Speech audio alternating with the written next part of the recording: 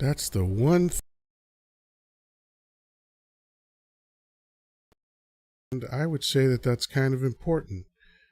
Okay, so now my mic is working, and now they can hear me on YouTube and over on Clubhouse as well.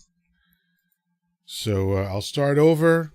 Hello, I'm Chocolate Yoddah, spelled Y-O-D-D-A-H, because film studios are litigious. Welcome to another installment of Chocolate Yoddah Live. Today is Monday, July 24th, 2023. I know this because the internet told me so. All right, and once again, hello to the folks on Wisdom. Hello to the folks on Clubhouse. I figured out that the very important thing to do when you start a podcast is turn on your microphone. So that's a pro tip for everybody out there who is podcasting. Always turn on your microphone. I cannot express to you and emphasize to you how important that is. Yeah. All right. So I want to get into history. I mentioned Friday that today I was going to talk about history, not the history of the world. I want to talk about how history, if I can only talk, how history influences your life, how your personal history, if I can just wrangle these chords, how your personal history plays a role in your life all the time. And in order to do that, I'll talk about my personal history. And hopefully it'll all make sense. We'll see. But before I get started, I wanted to read something to you that I wrote Saturday when I listened to the Friday show. I listen under the auspices of quality control, and also because I get a kick out of watching myself on television. Some people will not admit that, but it's true. I do get a kick out of it. I get tickled when I see my thumbnail, my YouTube thumbnail on my television screen as one of the options for something to watch. It's still quite thrilling. One day I look forward to being jaded about that. But today is not the day. Anyway, so here's what I wrote. On Friday, July 21st, 2023, a mere 3 days ago, on this very show, I used the word erstwhile incorrectly. I meant de facto. I referred to Dump's cult as not being an actual cult and called them an erstwhile cult, when the proper word or phrase in this case is de facto. It comes from a Latin phrase meaning in reality or as a matter of fact. My mistake is unforgivable, and I want to extend my sincerest apology for my grotesque use, nay, abuse, of the language. I want you all to rest easy knowing that I am filled with the appropriate amount of shame for my transgression. Were I a better man, I could and would promise that it will never happen again. I am not, so I cannot. There you go. Aren't you glad you tuned in? Oh, there is a good chance that I'm an idiot. So, what am I going to talk about regarding history? Well, I'm going to talk about the podcast to help frame the overall point that I want to make. So why do I do this podcast? Why do I endeavor to do something that has almost no chance of succeeding if we're gauging success in the podcast world as a monetized podcast? Right now, we know that 1/4%, merely 1/4% of podcasts on YouTube make money, and that might be not just on YouTube. That might be overall. I would have to recheck that. But even if we're talking about YouTube, that's a shockingly here comes that slow stroke again. That's a shockingly low number. And the fact is that I'm nobody in the entertainment world. I don't mean that in an overarching sense. I know I'm somebody. Jesse Jackson explained that to me in the 80s.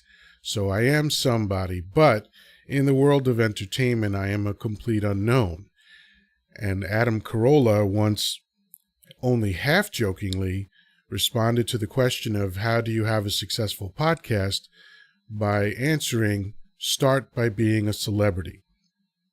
And he was only half joking, because that really is the key to it.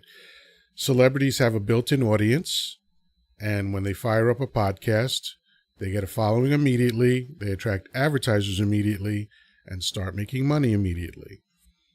I do not enjoy the benefit of celebrity. You know, as Billy Joel once sang, I guess I made an impression on somebody north of Hester and south of Grand. If you don't know New York City, that is one block.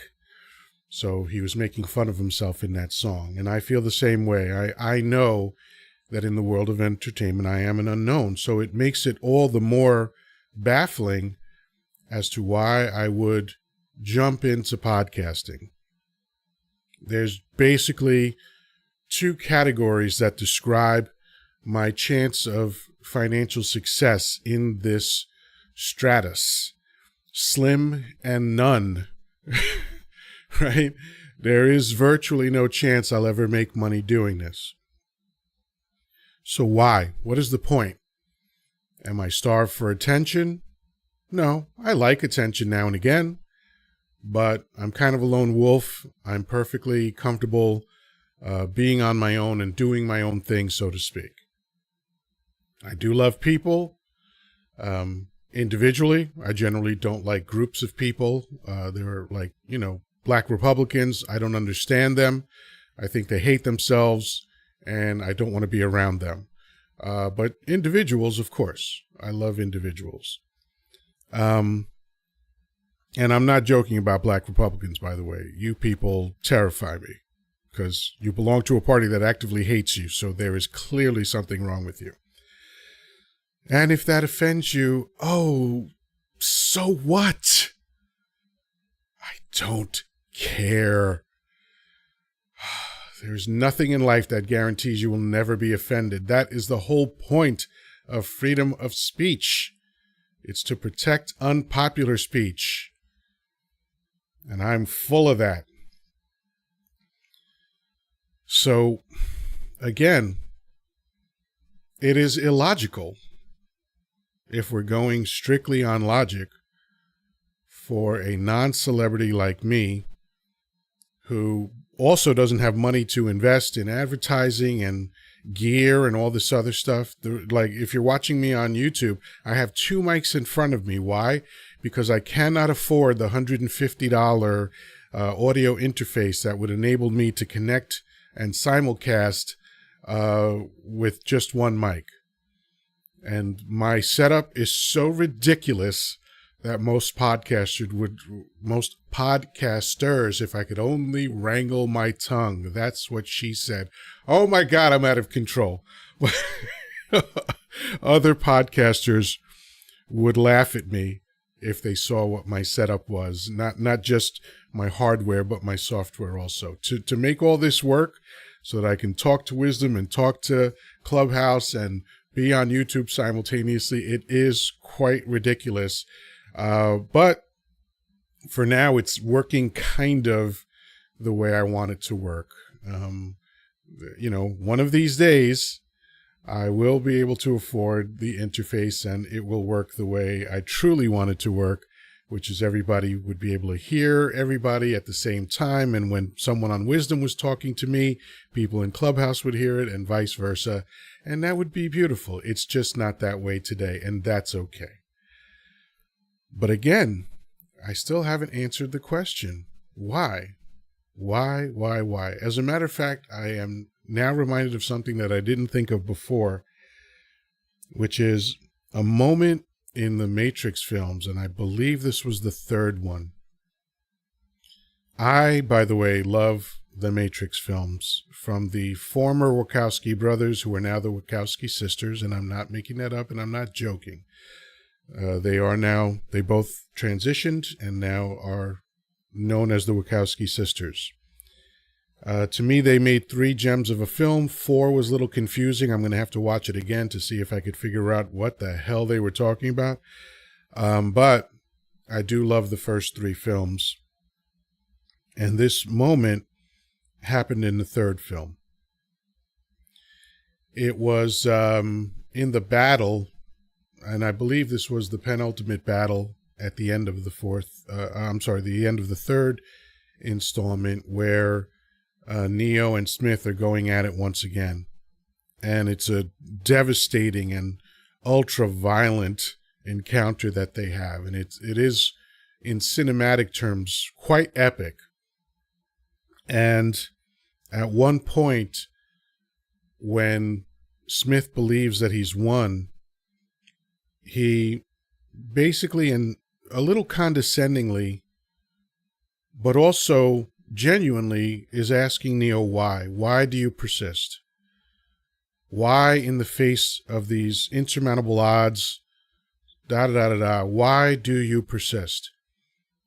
And I remember that I was sitting next to my wife at the time when we were watching this, and at the same time Neo gave his answer, I said the same thing that Neo said, because I understand the source material for what the Wachowski sisters put into the Matrix. There's a lot of Eastern philosophy in what they write. There's a lot of German philosophy, a lot of Heidegger, a lot of Camus. Even though Camus is a controversial figure, The Myth of Sisyphus is a brilliant story, and I encourage everyone to read it. And if you don't think it's brilliant, Wile E. Coyote is based on Sisyphus, just to intrigue you a little bit about that. But what Neo said was obvious to me in that moment. And I don't even know if my ex-wife remembers this. Hi, Janine, I'll ask you later. But when Neo gave his answer, I gave the answer at the same time. And it was, because I choose to. Why do you persist? Why do you endeavor? Why do you endure? Why do you carry on? Why do you keep going? I choose to. Now, the other interesting question is, why do I choose to? And I gave a hint at this on Wisdom. This is what I called it on Wisdom. I didn't put a title on YouTube yet because I didn't know exactly what I was going to talk about. But right when I was setting up the Wisdom talk, you have to give it a title. And I chose as the title, An Act of Defiance. And now is when I'm going to talk about history. My personal history is filled with failure.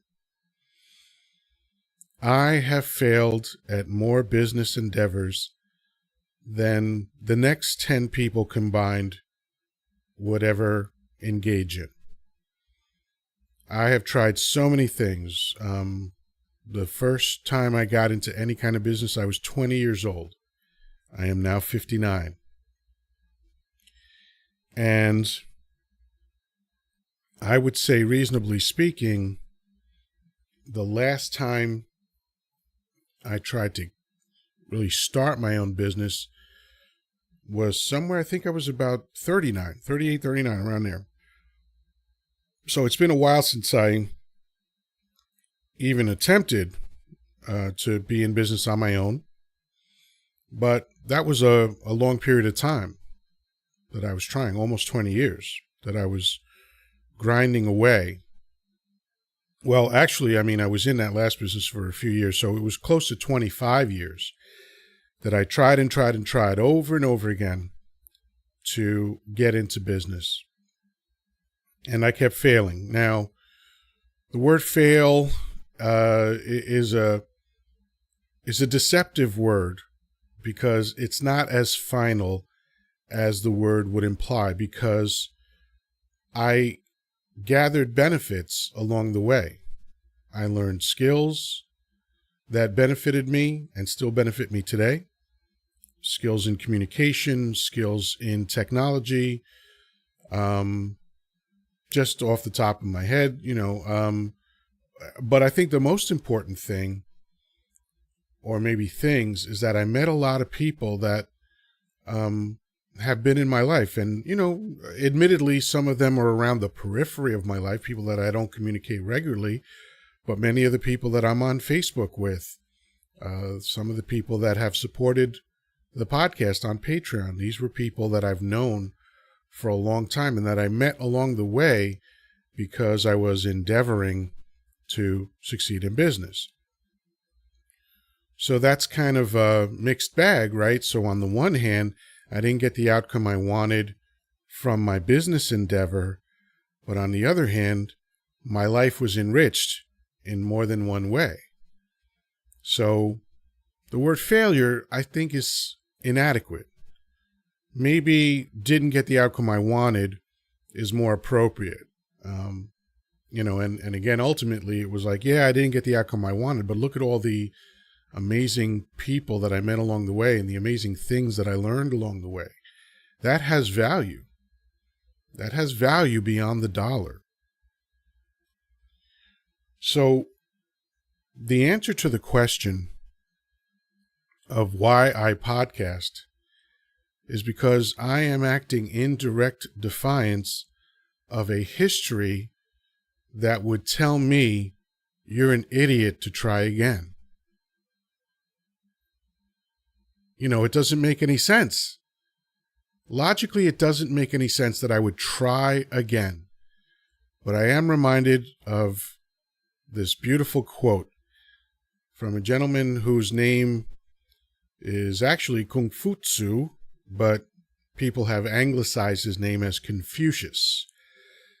And he said, "Man's greatest glory is not in never falling, but in rising every time we fall." And when he says man's, let's not get crazy. He's not just referring to males. That was a generic term for people.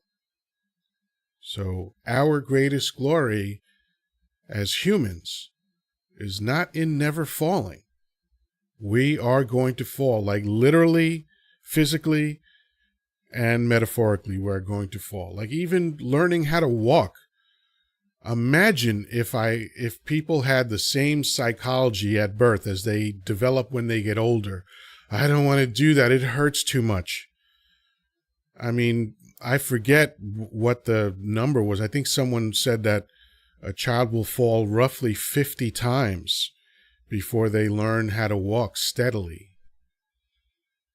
Can you think of anything you would try 50 times in a row? Something that was painful when you tried to do it? Would you do that now as an adult? Chances are the answer is no. But thank goodness we're born as clean slates, sort of. I mean, we have a lot of programming pre-built into us through our DNA, but our brains very often, in terms of judging things, are clean slates. And so we don't know not to try something because we might fail. That's something we decide later on as adults. But that's a literal example of the failure and of getting hurt in trying something. But then there's other things that you do, and men know this very well because we're out here chasing women most of the time, or chasing partners most of the time, and we experience a level of rejection that some women never will. And that's not good, bad, or indifferent. It just is what it is. We generally, like all mammals, the males pursue the females, and men have to learn to manage their disappointment, their hurt feelings, and their sadness revolving around rejection. I mean, my son is probably the exception of that because he's gorgeous and it's almost impossible for women to say no to him. But in general, men are going to experience that kind of rejection, and it's the most personal rejection there is. I was talking to my son Saturday about that. You know, when you're in sales, because I've been in sales since 1984 and it's now 2023. That's quite a long time. And the saving grace of sales is most of the time, I think it's safe to assume that when a prospect, a prospective buyer, says no, they're not saying no to you personally. They're saying no to your product and service. And so you can kind of, you know, marshal your resources in order to go on to the next attempt because you learn not to take it personally. Now, that's a rule of thumb. It's not hard and fast. Of course, there are some salespeople out there who are being rejected because of their horrendous personalities. That's definitely happening. But I think, again, in general, they're not rejecting you. They're rejecting your product or service. But again, as men, that's an experience that generally women don't share at that level for that long. But all of that rejection, all of that failure, it toughens you up, right? As Patrice O'Neill used to say, you got to toughen your leather, right? You know, he would advise men to go out and say hello to 5 random women a day. Not to try to pick them up or anything like that, just to get used to talking to women, just to get used to women, you know, looking at them funny or not responding or keeping on walking without saying hello, you know, because very often women act like celebrities. Oh, I can't be bothered, you know. And then they get to a certain point in life and they miss that attention. But that's a story for another time. But, you know, I think universally, people go through experiences where they fail. And it becomes a question of how much failure can you endure. Sometimes it's just being willing to go one more time that will make the difference between failure and success. And that's part of how I justify getting on the microphone every day. That's actually why I decided to podcast 5 days a week live. I knew I wasn't ready technologically. I wasn't sure that I would be ready on a performance level. And by performance, I just mean executing the day-to-day podcast, right?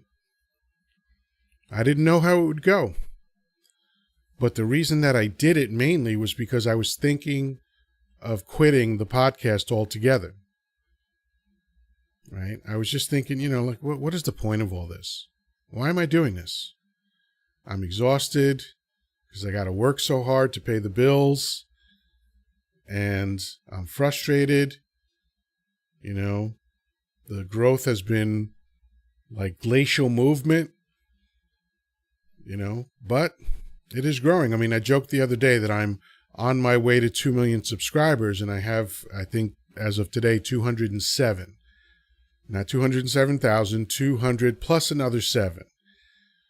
And does it seem grandiose to look at that and say I'm on my way to 2 million subscribers? Perhaps, but it is true.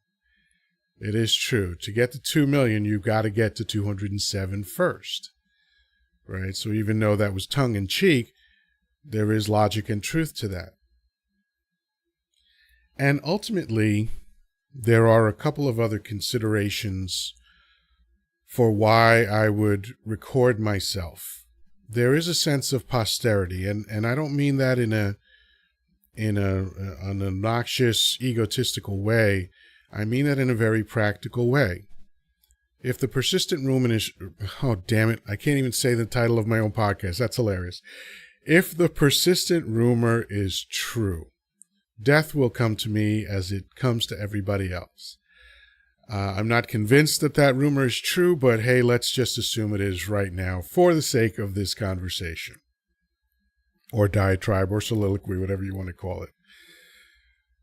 that means that eventually my son and grandchildren or my other loved ones, my friends, will not be able to talk to me. And won't it be nice for them to have something to go back to? They could, just like we do with celebrities now.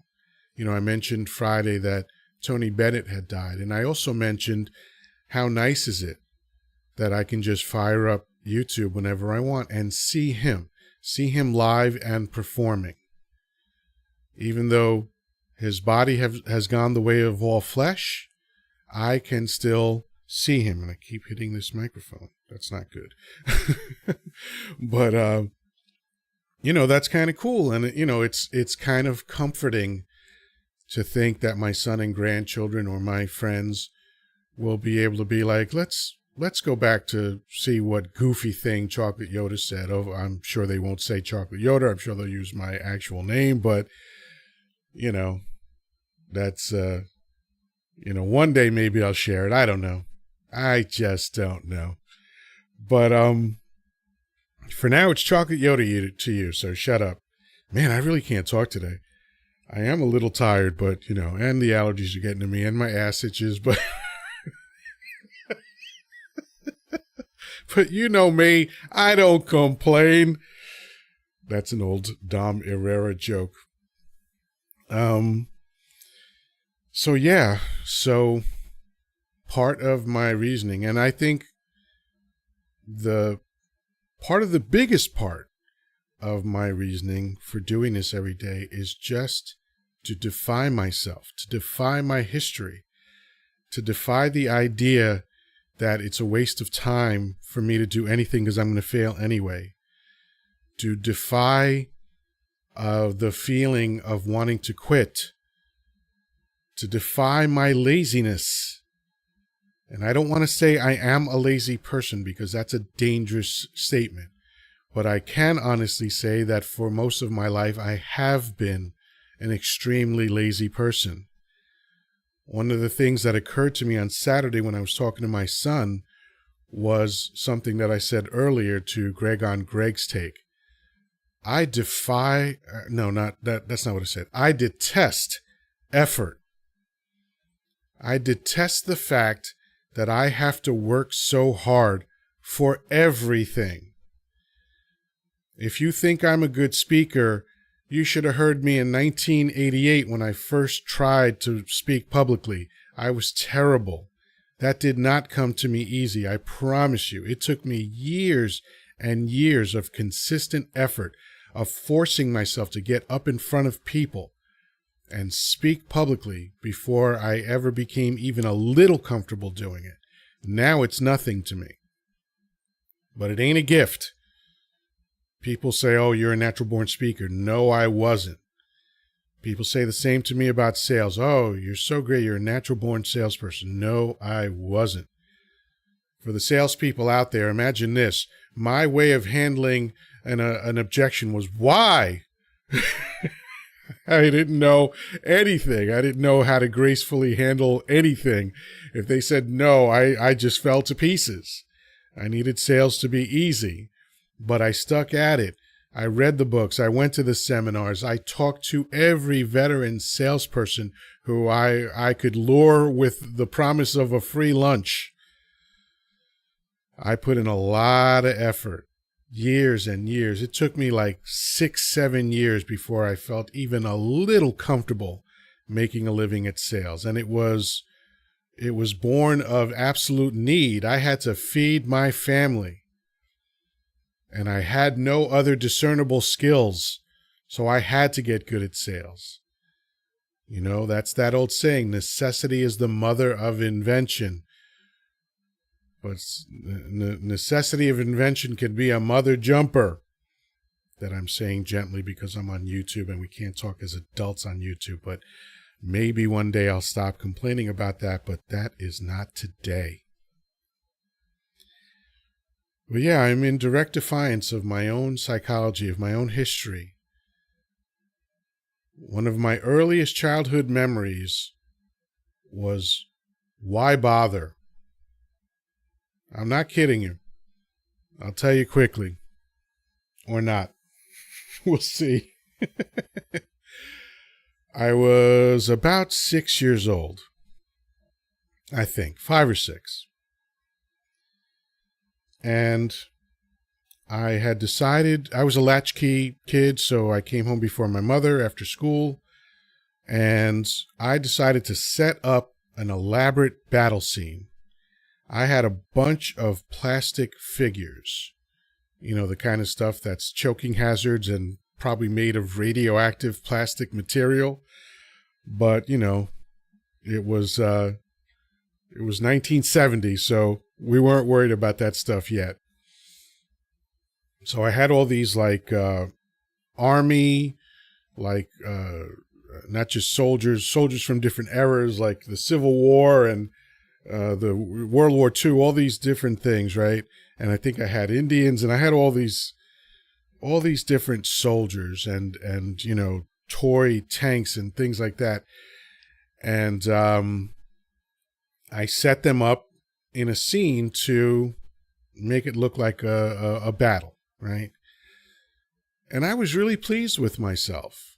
And I couldn't wait for my mother to get home and take a look and see what I had done and heap praise and love upon me, right?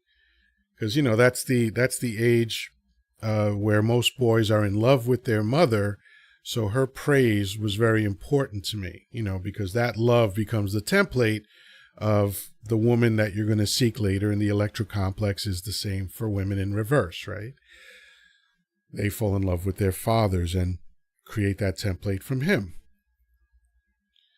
So I couldn't wait. There I was just watching whatever, Spider-Man or something like that, waiting for my mother to get home. And then I heard her key in the door and I got all excited. And she walked in down the hall. The living room was the last room in the apartment. And I said something like, "Look, Ma." Actually, I called her Mamita. That was my nickname for her, which literally translated means little mother. Because she is rather tiny. But I said, "Look, Mamita." And without breaking stride, she looked, she went, "Uh-huh," and kept walking. And I was crestfallen. And I said, "Why bother?" That was the feeling that I had. And possibly even the actual thought that I had in my head. So, flash forward approximately 20 or 21 years. I am now living with a girlfriend.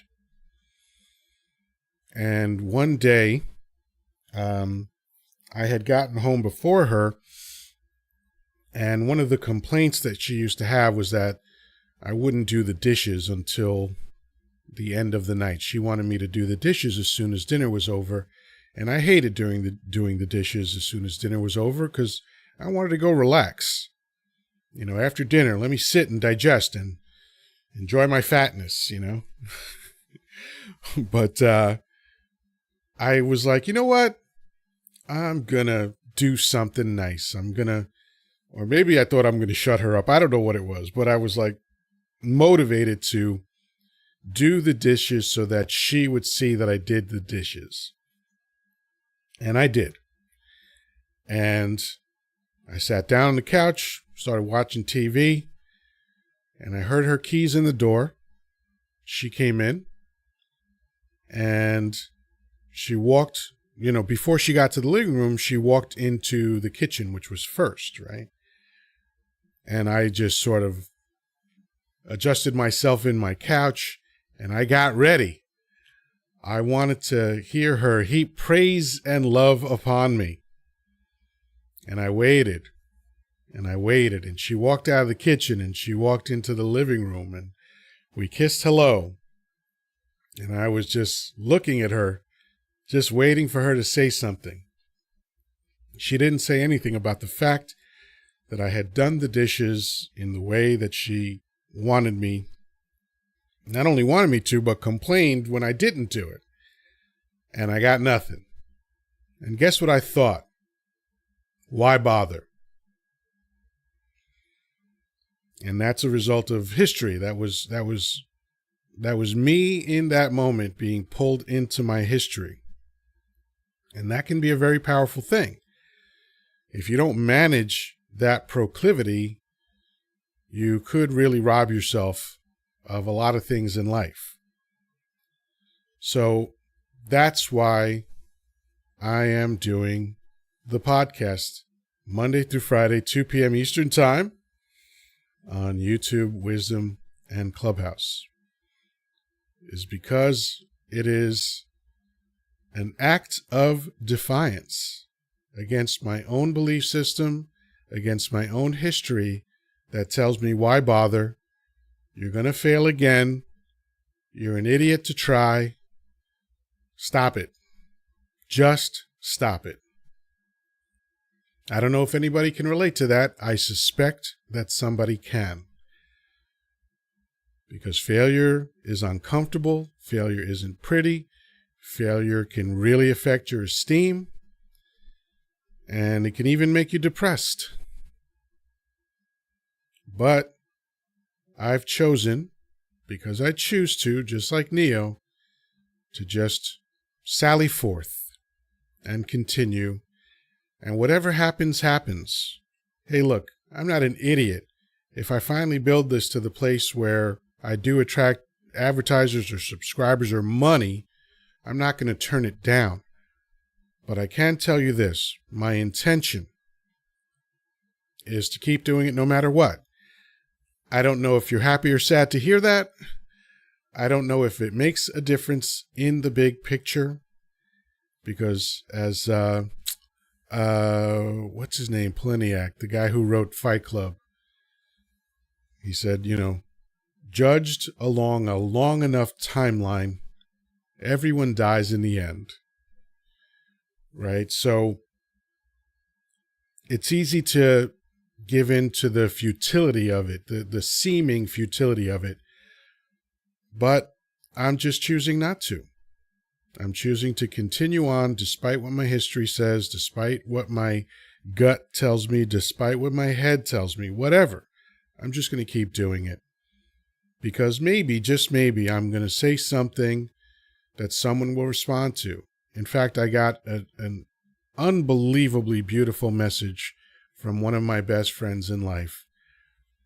Because I had sent him a link to say, hey, I gave you a shout out on this episode. A few days later, he watched it and just gave me beautiful and encouraging feedback. And he knows that he doesn't have to do that. And he also knows that I believe every word of it because I trust him. And if it was crap, I know he would tell me it was crap. But he told me it was amazing. And it's moments like that I'm like, wow, this is worth it. Because if I can affect one person that way, it really is worth it to me. And I know that's trite and I know that's hack, but it's also true for me. I'm just going to keep going. Whatever happens, happens. So that's my story, and I'm sticking to it. If anyone on Wisdom wants to join, please jump in. In the meantime, I will say hello to the people on here. Levi Jones, or it could be Levy, I don't know. Levi Jones, Levy Jones, hello. Cecilia Grace, Lois Hampson, Roy, that's bold.